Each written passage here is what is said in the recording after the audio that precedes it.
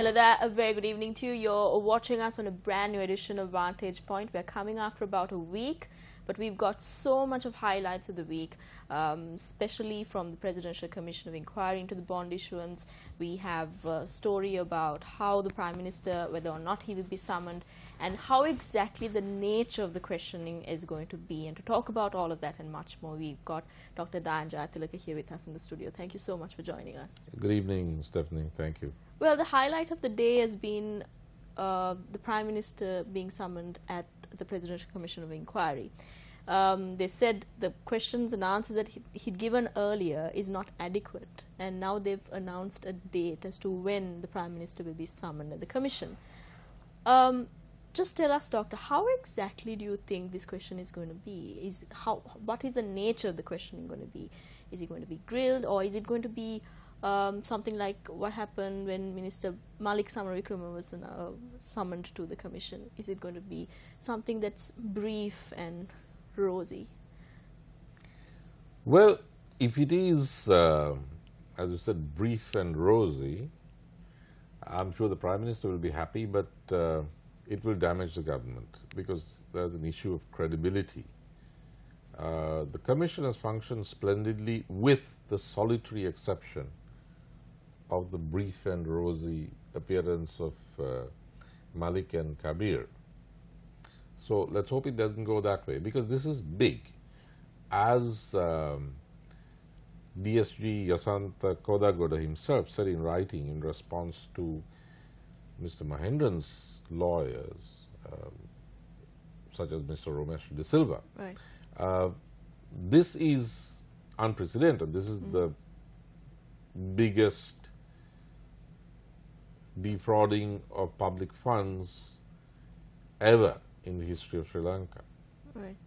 A former minister of the UNP, who is still a UNP member, came on television the other day and said that never has any leading governmental personality anywhere in the world been involved in anything of this magnitude. Now, I don't know enough to say whether that's true or not, right. But this is said on the record and nobody's contradicted it so far. The Auditor General said very early in the day that the bond scam has been so damaging to the country that one is not able to assess the long-term financial cost, that the drain is still on.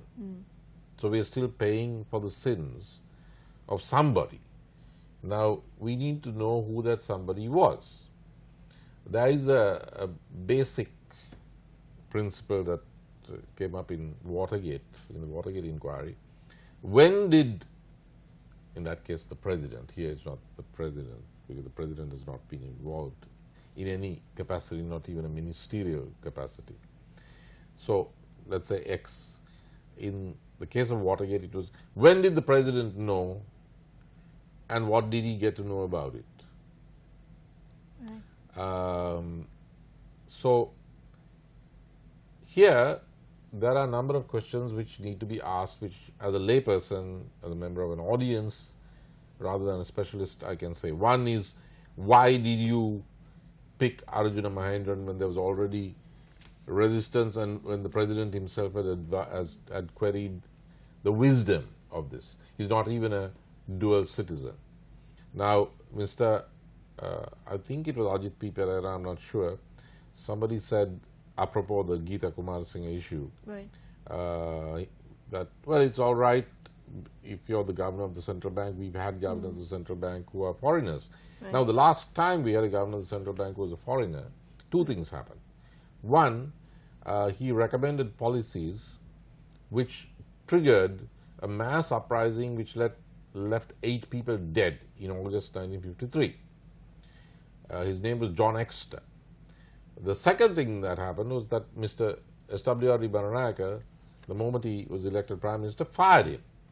And we've not had non-Sri Lankans at the helm of the central bank since 1956. Well, do you sense a certain sense of hypocrisy in this? We see MP Geeta Kumar Singh being removed of a parliamentary position because of a dual citizenship. But At the same time, you see a former governor of the central bank, which is the apex of the financial sector in the country, is being not questioned at all during his tenure as a governor when he was not even a citizen of Sri Lanka. Oh, absolutely. I mean, what damage can Geeta Kumarasinghe do? I mean, she can't get into your pocket. But we know what happened with the bond scam and the hit on the EPF, the Provident Right. Fund and so on. And why did the Prime Minister appoint this person when there were several other credentialed people available? That's one. Two, why did the Prime Minister take the central bank under his own wing? I mean, it's a bit of a coincidence, isn't it? And the delay in which the Prime Minister, the delay to question him, even when the questions were sent out to him and the answers that were received. In the case of the PM. In the case of the PM, why wasn't he questioned right away, knowing that the Central Bank of Sri Lanka was under his purview? Exactly. We saw Minister Why did Ravi. he take it under his purview? That's one. And two, it's a strange coincidence, isn't it? I mean, it's the same central bank that is subject to or involved in this massive fraud. Right. So the PM takes the central bank under his purview, brings in a buddy from Singapore who is not even a citizen of Sri Lanka, is not a dual citizen, and hey presto, you have this scam in two waves. I mean, audiences may not know about this. There's wave one. I mean, the expert on this is Professor Rajiva Vijayasinghe, the Prime Minister's cousin. Wave one is, scam one, and then there's scam two. Scam one was 2015.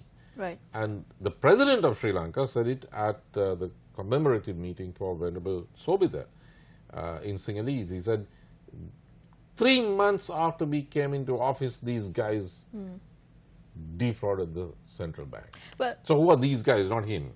exactly, and against this backdrop, we see another movement, a single body movement, really pushing the president to remove or to keep to his promise of removing the executive powers, where it says 100 days are gone and then no action has been taken. But there's also a little bit of a double standard here. The motive is not to just abolish executive presidency or the powers vested in the president, but to really shift the powers. So do you sense some sort of a Well, it's double bond scam standard too, here? isn't it? Exactly. So that we will talk about after this short commercial break. Stay tuned. This is Vantage Point.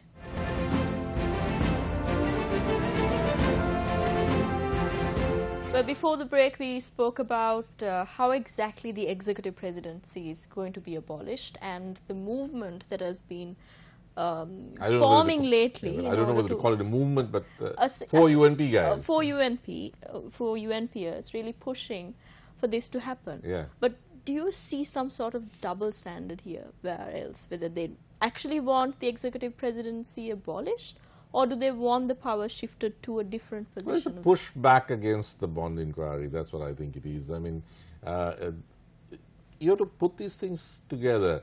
We had a report in a leading English language Sunday newspaper which said that 3 top ministers of the UNP met President Sirisena and requested him not to allow the Prime Minister to be summoned before the Bond Commission.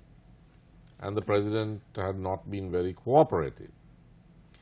Then the President says some people in government, a faction, has targeted me because I instituted this commission of inquiry into the bond scam. And then he says, 3 months after he came into office, they hit the bank. Now, it's against that backdrop that I see this effort or this lobbying, this caucus, that the executive presidency be abolished, gets cranked up. Now, I watched the Constitutional Assembly debate on television, on live television. I watched it for 4 days. I mean, tea time and meal times apart, because I love this stuff. And I thought it was important. And one of the things I noticed was that the UNP's partners in government, I'm not talking about unofficial partners or critics like the JVP or outright opponents like the JO. I'm talking about their coalition partners, Right. the SLFP.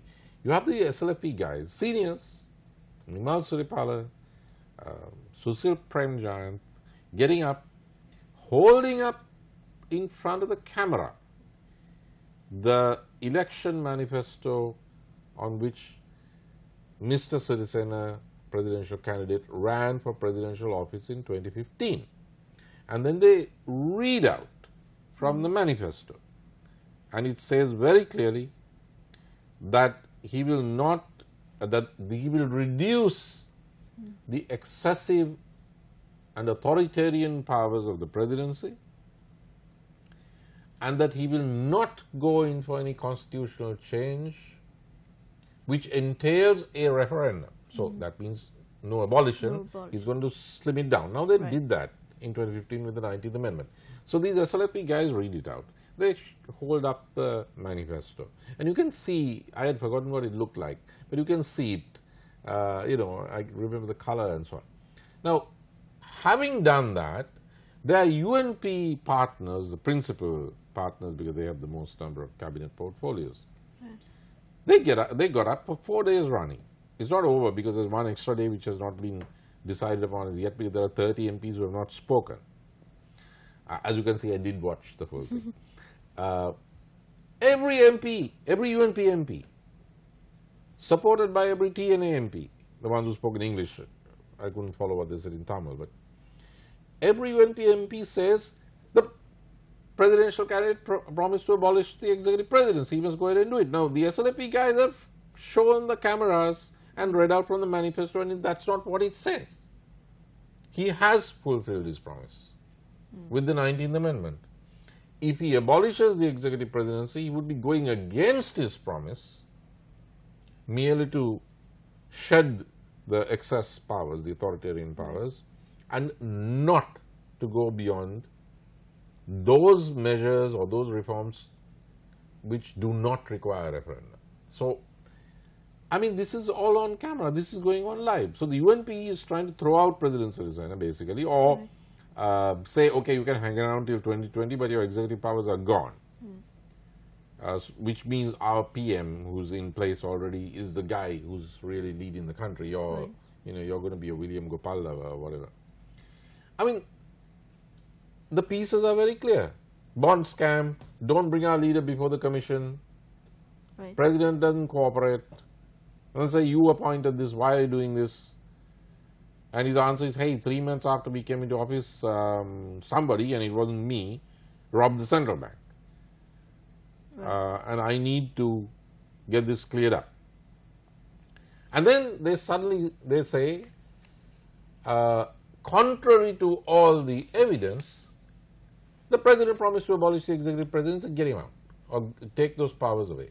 They're trying to turn him into a lame duck. And it's all part of the move to retaliate or to fend off the bond scam inquiry from reaching its conclusion and the president acting on that conclusion. Well, looking back, we see the Finance Minister Mangala Samaraweera's first ever budget reading. And there were perks, and there were also good news and bad news for both the parties. But there's a very important aspect that was highlighted of this importation of electric cars, and how exactly huge amount of taxes are going to be slapped on motorists who will be using, who are using, a majority of them actually, who are using fuel, petrol-fueled vehicles. Do you see a sort of impracticality of doing that, especially knowing that Sri Lanka is not equipped? We do not have necessary allocations for electric cars, and this has been on the mind of the UNP government for a while. Electric cars has been coming up for a while. Yes, it's good for the environment, but do you see how, do you think that this is a practical move by the government to really slap taxes on a majority of motorists who happen to be driving petrol-fueled vehicles? Well, I think that's the least of our problems with the budget, but that symbolizes something. Mr. Mangala Samaraweera does not live in this place and this time. He doesn't live in the future, he lives in the past. Now, why do I say that? Yesterday or the day before, he addressed a conference organized by Ernst & Young. And he very proudly used a phrase there. I thought, hey, I've heard this before. And then I realized where I'd heard it from and when I'd heard it. He said, Sri Lanka can no longer afford to have a nanny state. Now, nanny state was the term that was used by Prime Minister Margaret Thatcher in probably 1979 or 1980. I mean, that's when her economic policies came online. Now, we've been there, done that. J.R. Jayawardena did it in 1977 before Maggie Thatcher became Prime Minister. We had an open economy from 1977 onwards, and I support an open economy. There's nothing wrong with an open economy.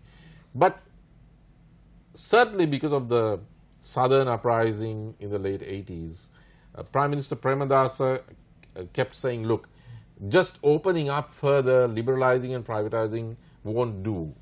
We have to build in more equities, more social welfare and balance this. Now, Mangala Samaravira is living in his head at a time when Thatcher and Reagan were in power. But Britain has come a long way from then, which is why Jeremy Corbyn, who represents the left wing of the Labour Party, not the Tony Blair wing, almost became Prime Minister. Because Britain has had it with neoliberal globalization. And now there's a move to even oust her as leader. Yeah, and look what happened with Brexit. I mean, Brexit went in one direction. It was a nationalist reaction against liberal globalization. And then you had the Corbyn surge, not victory as yet, but surge, which was a left-wing reaction, a populist left-wing reaction. Mangala is living in the 1980s of the open economy, and he keeps talking about in his budget. He makes it very clear that this is not the President's vision, that this is the PM's vision. His opening sentence is in keeping, Mr. Speaker, in keeping with Vision 2025 of the Prime Minister. Right? So this is the PM's vision, not the President's vision, and it's a dated vision. It's not a futuristic vision. It's a dated vision. It's back to the future of fast-track liberalization, fast-track globalization. You're a student of international development. You know that that wave has come and gone. Now, even those who speak intelligently about globalization are not talking about more liberalization. They're talking about the Chinese model of globalization, which is sort of state-led or state-driven. There's another kid on the block, a new kid on the block of the globalization block. But Mangala is, you know, he's tripping out on, he used to be a fashion designer. I mean, miniskirts are long gone. He's still, you know, there. So what he has tried to do here is not only not going to work, it's going to cause labor, student, peasant and local industrial resistance. Already his proposal to allow foreign private sector ownership of shipping has come under attack from top-notch private sector, Sri Lankan owned private sector organizations which are engaged in the shipping industry. So it's him drawing allegiance to his party, which has always liberalized or believed in liberalization. No, it's not. Because now, in his pre-budget press conference, where he announced some price reductions, he said, you know, personally, I believe that the price controls have no place in an open economy. Now, it shows that he doesn't know the first thing about an open economy, because if he just drove over to Mr. Ronnie DeMel's house and sat there hopefully on a very low stool and asked him how the open economy worked so successfully. We had 8% growth when the open economy started in Sri Lanka. Ronnie DeMel would tell him that they did have price controls. Why did they have price controls? Because J.R. Jayawardena removed price controls in 1952 when he was finance minister on the advice of the foreign governor of the central bank, John Exter, and there was this massive uprising. J.R. remembered that. Though he had a 5-6 majority in 77, he said, never am I going to make that mistake again. In terms of food prices, price controls remain.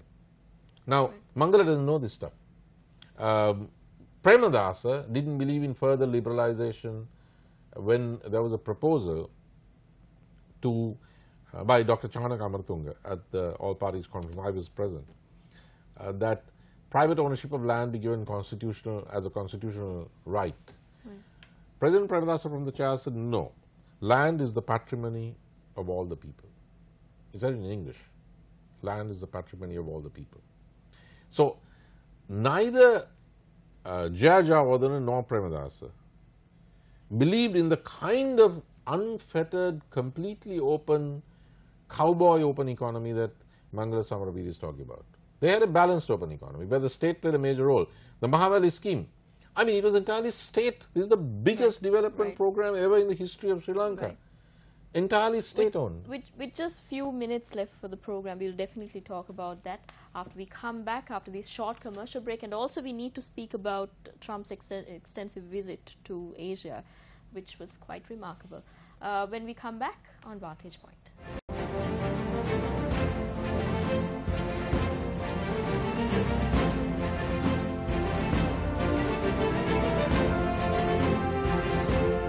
Welcome back, you're watching Vantage Point.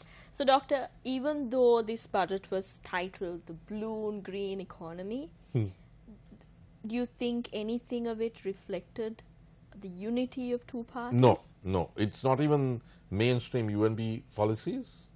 It is not, certainly not SLFP policy, and it cannot be a synthesis of the two. This is Mangala putting into practice Ranil's policies. I mean, that's very clear. So it's a Ranil Mangala budget. Now, what did he say? Just the highlights, the controversial parts. He has targeted for doing away with or radical amendment the Paddy Lands Act of 1958, Philip Gunawardenas. The Land Reforms Acts of 1972 and 1975, Mrs. Bandanayake under Colvin De Silva and Hector Koppekaduwa. The Shop and Office Employees Act of 1954, and he wants to allow private ownership of land. So that's starting at the harbour, or? No, no, that's shipping, but private ownership of land. And he says that we must restore market principles in property rights.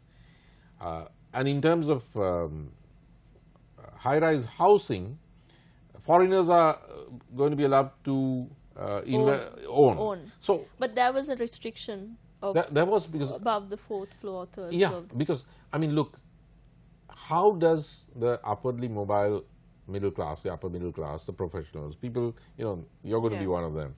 I mean, look, however well you do, Stephanie. How competitive is the labour market going to be? No, no way. I mean, if a foreigner can come and buy up a couple of floors, you're never going to make it to the floor at the top. So the Sri Lankan professional upper middle classes are going to be crowded out.